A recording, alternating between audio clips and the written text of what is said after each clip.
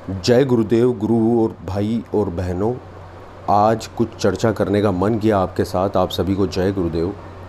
कुछ चर्चा करने का मन किया, कुछ बोध हुआ ध्यान के दौरान, तो आप सभी के साथ उसको शेयर करने की इच्छा प्रकट हुई, तो शेयर करने के लिए उपस्थित हो गया।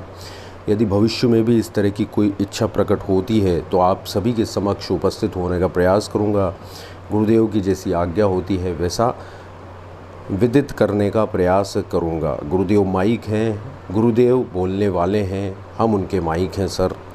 वैसे ही हम चल रहे हैं जैसा वो आदेश देते हैं। तो ऐसा भाव प्रकट हुआ सर कि हम, जैसा गुरुदेव कहते थे कि मिट्टी का घड़ा है, ये शरीर मिट्टी का घड़ा है जिसको हम अपना अपना मैं मेरा मेरा मानकर चलते रहते हैं। यही अज्ञान है।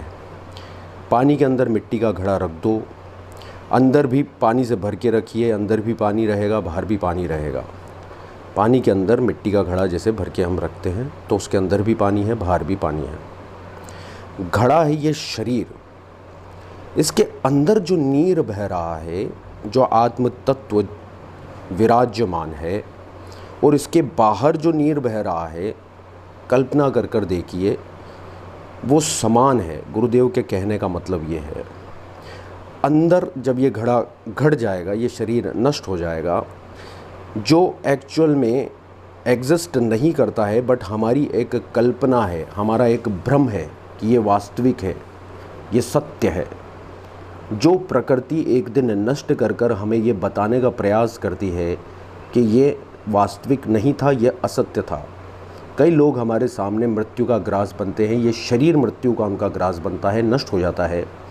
अंतर आत्म स्वरूप बाहर उपस्थित परमात्म स्वरूप में लीन हो जाता है।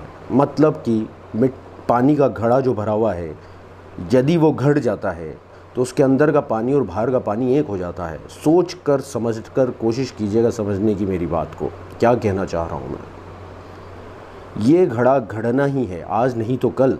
प्रकृति इसे नष्ट कर कर हमें ये बताती रहती है।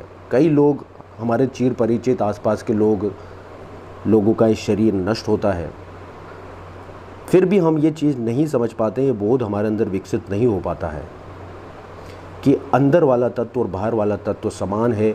और ये जो आइडेंटिटी घड़े के रूप में, शरीर के रूप में, पंचभौतिक तत्व के पंचभौतिक स्वरूप के रूप में हमें मिली है, ये नश्वर है, ये परमानेंट नहीं है, ये टेम्परेरी है।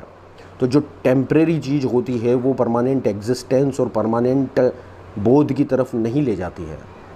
परमानेंसी ये है सर कि अंदर जो देवत्व स्वरूप है, आत्म स्वरूप है, बाहर उपस्थित परमात्म स्वरूप के समान रूप से व्याप्त है। केवल हम हमारी ईगो के कारण, अहंकार के कारण ये शरीर रूपी आइडेंटिटी को लेकर पकड़े हुए हैं, बैठे हुए हैं, जकड़े हुए हैं। क्योंकि हमारे अंदर इच्छाएं होती हैं, वासनाएं होती हैं, जिनको पूरा करने के लिए हमें ये शरीर मिलता है। इच्छाएं और वासनाएं अहंकार के कारण मिलती है। जैसे अहंकार नष्ट होता है, कहने का मतलब हमारी शरीर के प्रति जो आइडेंटिटी है, जो हमने डमी आइडेंटिटी क्रिएट कर रखी है, वो नष्ट होती है गुरु कृपा से, तत्व ज्ञान से। तो हमारे अंत आत्मा का स्वरूप बाहर परमात्मा स्वरूप में विलीन हो जाता है। और ऐसा तत्वदर्शी व्यक्ति 24 घंटे हर क्षण उसी बोध में अवस्थित रहता है। ऐसा नहीं है कि उसे एक क्षण के लिए ये बोध हो रहा है, वो हमेशा उसी स्वरूप में अवस्थित रहता है। एग्जाम्पल मैं आपके सामने लेता हूँ, ये पूरा संसार, ये पूरा ब्रह्मांड एक समुद्र है, एक समुद्र है। अब इसके अंदर आपने बहुत सारे घड़े, मतलब मिट्टी के एक मटके रख रखे हैं जिसके अंदर पानी भरा हुआ है। सोचिए, वो मिट्टी के घड़े ये जीव स्वरूप के शरीर हैं, जो मनुष्य के शरीर हो सकते हैं, कई जीवों के शरीर हो सकते हैं, जिनकी आइडेंटिटी टेम्परेरी है। वो मिट्टी जो है, वो पानी जो है, वो समुद्र का, उसको गला देगा, उसको नष्ट कर देगा। उसी तरह से इस संसार के अंदर जो ये प्रकृति है, ये परमात्मा स्वरूप है, ये जो निरंतर बहने वाला, एक रस बहने वाला परमात्मा तत्व है, वो इस घड़े को नष्ट कर ही देगा, एक दिन नष्ट कर ही देगा। सोच कर, विचार कर, मंथन कीजिए। और अंदर वाला पानी उस घड़े का समुद्र के अंदर विलीन हो जाएगा। फिर आप ढूंढ नहीं सकते, उसको पहचान नहीं सकते, उसकी आइडेंटिटी को अलग कर कर देख नहीं सकते। समुद्र की बूंद समुद्र में गिरने के बाद अलग कर कर नहीं देखी जा सकती। उसी तरह से इस प्रकृति के अंदर जो परमात्मा तत्व समान रूप से विराजमान है, अखिल ब्रह्मांडों में विराजमान है, सर्वत्र समान रूप से अवस्थित है।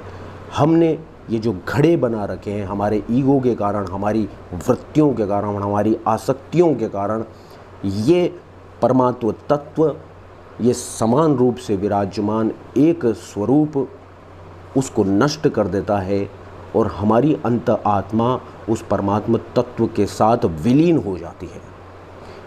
यही मुक्ति है, जैसा मेरा मानना है। इस दृष्टि का बोध विकसित होना ही मुक्ति है। और जो इस भाव के अंदर व्यक्ति जी रहा है कि हर घड़े के अंदर जो वो हर शरीर को देख रहा है अलग रूप से, उसका अलगाव नष्ट होना, उसकी अलग दृष्टि नष्ट होना, उसकी एक दृष्टि विकसित हो जाना कि हर स्वरूप जो मुझे अलग अलग दिखाई दे रहा है उसके अंदर वही नीर बह रहा है, वही आत्म तत्व विराजमान है, जो कि इस डमी आइडेंटिटी, इस शरीर की डमी आइडेंटिटी के नष्ट होने के बाद, इस अकाल्पनिक स्वरूप के नष्ट होने के बाद, इस टेम्परेरी स्ट्रक्चर के नष्ट होने के बाद उस परमात्म स्वरूप के अंदर विराजमान हो जाएगा। और जो अभी विराजमान है, अभी अंदर का जो नीर है, आत्म तत्व है, बाह्य परमात्मा स्वरूप के साथ एक रस है। उसका बोध कैसे होगा? इस डमी स्ट्रक्चर के साथ हमारा अहंकार, हमारा ईगो हमें नष्ट करना होगा, हमारी दृष्टि हमें बदलनी होगी।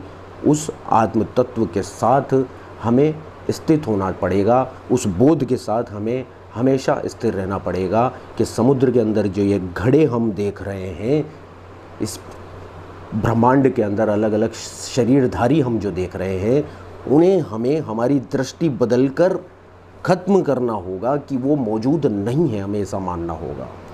तभी हम ये जान पाएंगे कि सर अंदर का जो तत्व है, आत्म तत्व है, बाहर का परमात्मा तत्व के अंदर समान रूप से विलीन है, समान रूप से अवस्थित है, हमेशा से था, हमेशा से है और हमेशा से रहेगा। आपके कमेंट्स इनवाइटेड हैं हमेशा से, और यदि आप मुझसे चर्चा करना चाहते हैं या गुरुदेव की प्रेरणा होती है तो आप मुझसे बात कर सकते हैं, चर्चा कर सकते हैं। प्रेरणा गुरुदेव की हुई तो आप सभी के साथ चर्चा करता रहूँगा। मिलते हैं नेक्स्ट वीडियो में, जैसा गुरुदेव का आदेश। जय गुरुदेव, जय कल्की, जय श्री गंगाईनाथ जी महाराज।